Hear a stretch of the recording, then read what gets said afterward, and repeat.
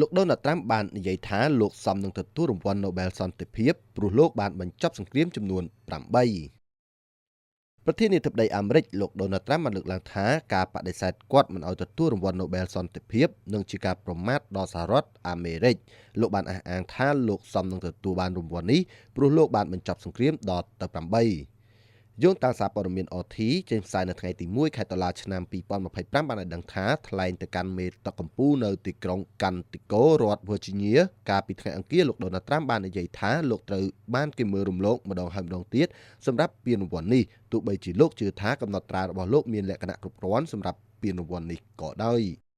លោកប្រធានាធិបតីដូណាល់ ត្រាំបានចង្អុលទៅផែនការសន្តិភាពមជ្ឈមបូព៌ាចុងក្រោយបំផុតរបស់លោកដោយអះអាងថាវាជាចំនួនទី8ដែលលោកបានជួយដោះស្រាយក្នុងរយៈពេលជាច្រើនខែលោកបាននិយាយថាយើងមាន8គឺ8ក្នុងរយៈពេល8ខែតើអ្នកនឹងទទួលបានរង្វាន់ Nobel ទេលោកថាពិតណាស់គឺទេលោកថាពួកគេនឹងផ្ដល់ឲ្យវាទៅបរិសុទ្ធដែលមិនបានធ្វើរឿងអាក្រក់លោកបាននិយាយបែបកំ pl ែងថារង្វាន់ទំនងជានឹងបញ្ចប់ទៅឲ្យអ្នកនិពន្ធជំនួសវិញដោយទទូចថាលោកមិនស្វែងរកការទទួលស្គាល់ផ្ទាល់ខ្លួននោះទេដោយលោកបានមានប្រសាសន៍ថាវានឹងក្លាយជាការប្រមាថដ៏ធំមួយដល់ប្រទេសរបស់យើងខ្ញុំនឹងប្រាប់អ្នកថាខ្ញុំមិនចង់បាននោះទេខ្ញុំចង់ឲ្យប្រទេសទទួលបានពានរង្វាន់នេះប្រធានាធិបតីសហរដ្ឋអាមេរិកបានអះអាងថាលោកបានបញ្ចប់ចំនួនរវាងប្រទេសកម្ពុជានិងថៃកូសូវូនិងសេប៊ីកុងហ្គោនិងអូវ៉ាន់ដាអ៊ីស្រាអែលនិងអ៊ីរ៉ង់អេស៊ីបនិងអេត្យូពី